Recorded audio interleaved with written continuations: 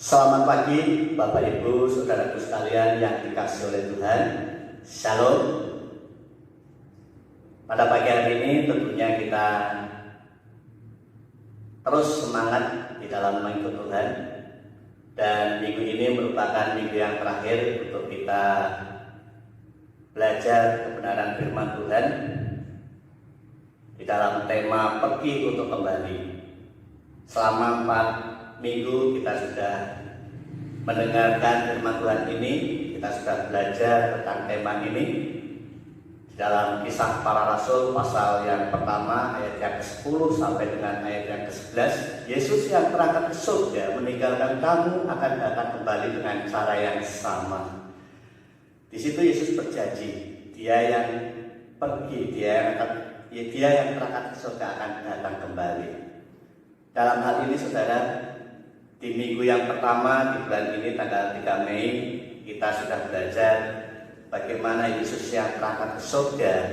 Sebelum terangkat ke surga Dia menampakkan diri selama 40 hari, menampakkan diri kepada murid-muridnya dengan tujuan supaya murid-murid saat itu tidak ragu-ragu lagi akan kebangkitan Tuhan Yesus. Demikian juga supaya murid-murid mengerti akan firman Tuhan dan murid-murid untuk menjadi saksi. Kemudian di minggu tanggal 10 Mei kita belajar dari kehidupan istri Lot, di mana istri Lot saat itu mati menjadi tiang garam. Dalam hal ini kita diajarkan untuk berpaling kepada Allah, karena saat itu istri Lot menoleh ke belakang. Dia sudah kehilangan arah, dia sudah tidak fokus kepada Allah, tetapi dia berpaling dari Allah, sehingga apa yang terjadi?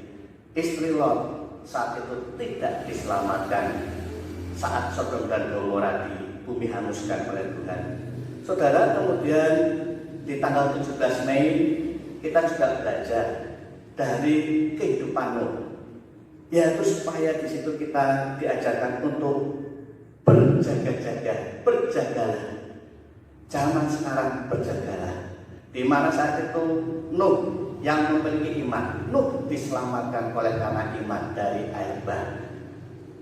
Iman di sini yang dimaksudkan adalah bukan saja percaya, tetapi Nuh melakukan seperti apa yang diperintahkan oleh Tuhan, yaitu Nuh hidup di dalam ketaatan. Nuh diselamatkan oleh karena Nuh taat, karena Nuh bertindak. Kemudian di minggu yang kemarin tanggal 24 Mei kedatangan Kristus seperti pencuri. Kita tidak tahu kapan dan waktunya Tuhan Yesus datang. Tetapi dalam hal ini saudara, di dalam 1 Tesalonika pasal 5 ayat 1 sampai dengan ayat yang ke-11 mengajarkan kepada kita supaya saya dan saudara di dalam menanti kedatangan Tuhan Yesus tidak kompromi dengan dosa, tidak kompromi dengan dunia, tetapi kita akan menjadi anak-anak yang hidup di dalam terang. Dan saatnya pada pagi hari ini kita akan mau mendengarkan firman Tuhan, mengakhiri tema ini, yaitu dengan belajar dari gadis bijaksana dan gadis bodoh.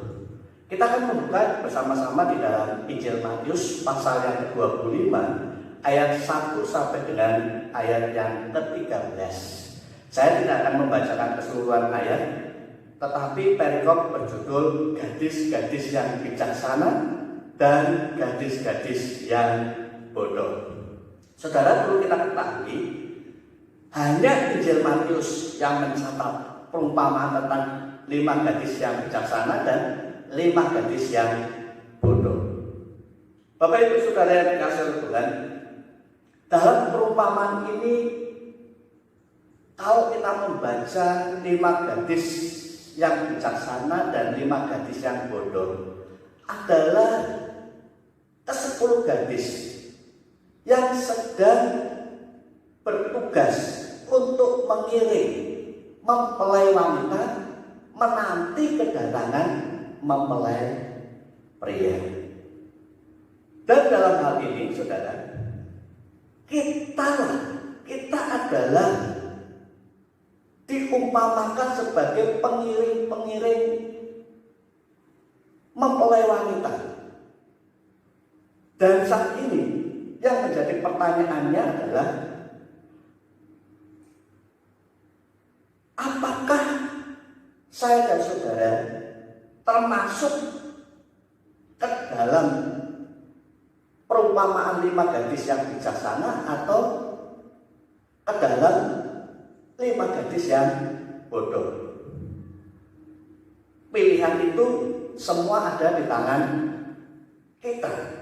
Pilihan itu semua ada di tangan saudara. Oleh karena itu, Bapak Ibu Saudara yang dikasihi oleh Tuhan, melalui kebenaran firman Tuhan ini, saya dan saudara akan belajar bagaimana sebagai pengiring mempelai wanita di dalam menanti kedatangan Tuhan Yesus. Karena Alkitab mencatat tubuh Kristus adalah mempelai wanita dan Kristus adalah mempelai pria. Maka dalam hal ini saudara, melalui kebenaran firman Tuhan, kita diajarkan untuk mempersiapkan diri di dalam menanti mempelai pria, yaitu Yesus Kristus turun ke dunia ini. Yang harus saya dan saudara persiapkan adalah membawa persediaan minyak. Seperti di dalam pembacaan firman Tuhan ini, 5 gadis yang bijaksana. 5 gadis ini membawa persediaan minyak. Demikian juga dengan kita saat ini sedang menanti kedatangan Tuhan Yesus, karena kita tidak tahu kapan dan waktu Tuhan Yesus datang. Bapak Ibu Saudara yang dikasihi oleh Tuhan, apa arti perumpamaan ini?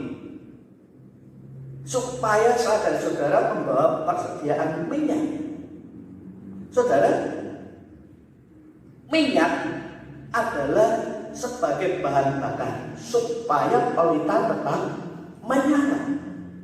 Jadi dalam hal ini saudara, kita sebagai tubuh Kristus, maka di dalam kehidupan kita Tuhan ingin supaya kita terus menyala-nyala, supaya kita terus memancarkan cahaya.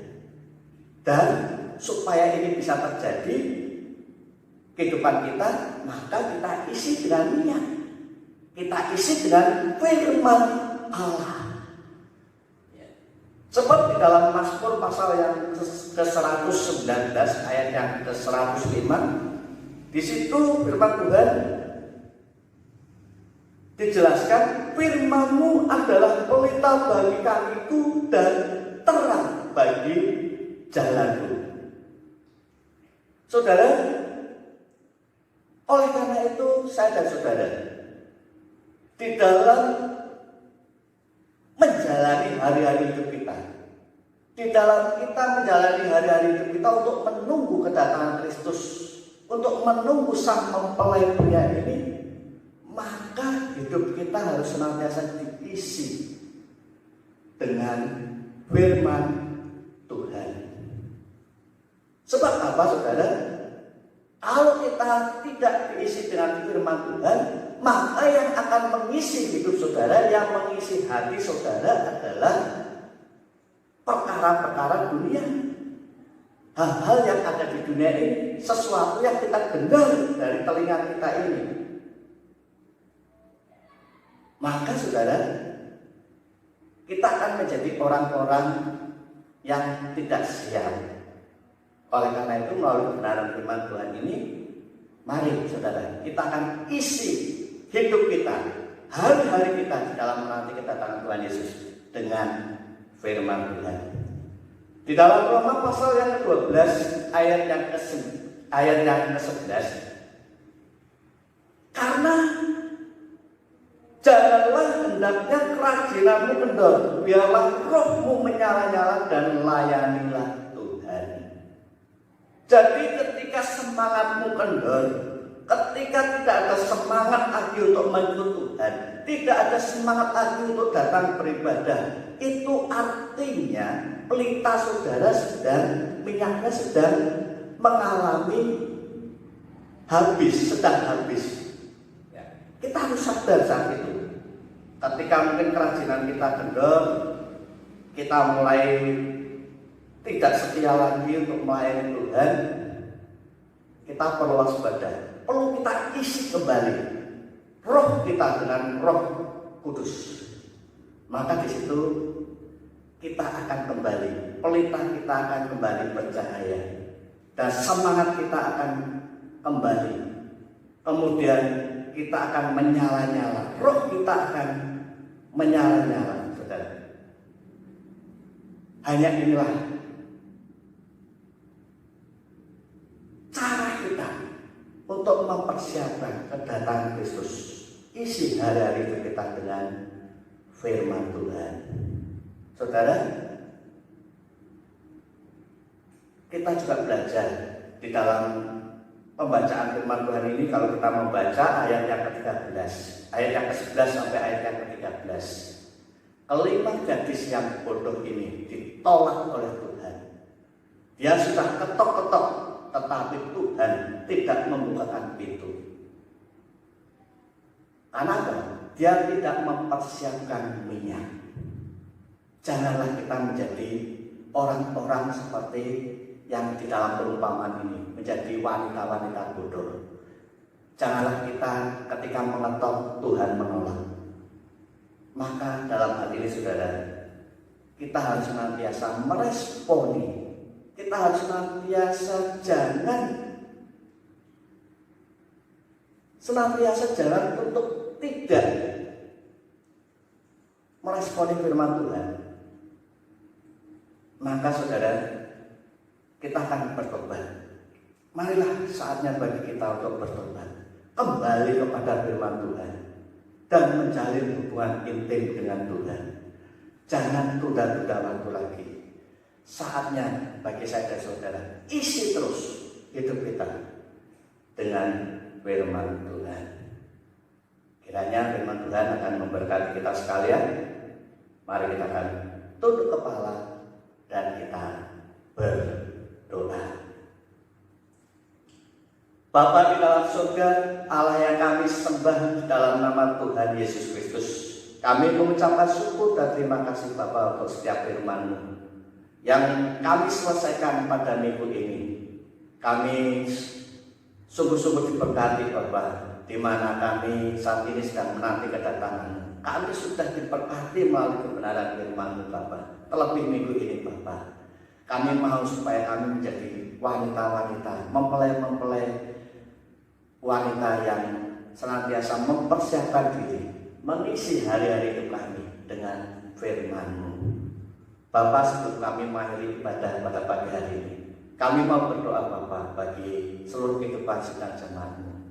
Kami percaya Tuhan saat ini, meskipun sidang jemaat-Mu tidak bisa beribadah, berkumpul bersama-sama di gereja-Mu ini, tetapi mereka akan senantiasa memiliki semangat bertumbuh di dalam Tuhan, dan hari-hari hidupnya senantiasa diisi dengan firman Tuhan. Bapak, pagi hari ini kami juga berdoa untuk sahabat-sahabat kami yang berulang tahun.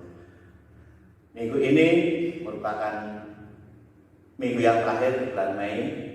Ada beberapa saudara kami yang berulang tahun di bulan Mei ini. Kiranya Tuhan akan memberkati untuk Ibu Petrus Tomo, untuk Saudara Bambang, untuk Saudari Mela, demikian juga untuk Ibu Sukiran. Biarlah setiap anak-anakmu yang berulang tahun ini Bapak, Tuhan akan senantiasa berikan pertumbuhan iman. Demikian juga Tuhan senantiasa akan memberikan hikmat kebijaksanaan untuk mengisi hari-hari hidupnya bertumbuh di dalam Tuhan. Berkati Bapak di dalam setiap aktivitasnya, berkati Bapak di dalam setiap pekerjaannya. Demikian juga kami berdoa untuk gereja-Mu ini Bapak. Engkau akan memberkati untuk setiap program dan anggaran gereja-Mu. Biarlah melalui pandemi corona ini Bapak, anggaran gereja-Mu di tempat ini akan senantiasa terpenuhi, akan senantiasa melampaui target Bapak. Berkati untuk bangsa dan negara kami. Berkati juga dalam menangani pandemi corona ini Bapak, sehingga corona akan berakhir di bumi Indonesia ini dan juga berakhir di seluruh dunia. Terima kasih Bapak, terima kasih Tuhan Yesus. Sebelum kami mengakhiri ibadah ini Bapak, kami mau menyerahkan juga untuk kehidupan seluruh sidang jemaat. Bapak Ibu Saudara yang dikasihi oleh Tuhan, marilah kita akan bersama-sama terima berkat-Nya. Kiranya berkat pertolongan dan damai sejahtera dari Allah Bapa di dalam Kristus Yesus serta persekutuannya di dalam Roh Kudus akan memberkati kita sekalian dari saat ini sampai Kristus datang kali yang kedua. Terima kasih Bapa. Di dalam nama Tuhan Yesus kami berdoa dan mengucap syukur. Haleluya. Amin. Kita akan berjumpa kembali di minggu depan. Kita akan berjumpa di bulan Juni.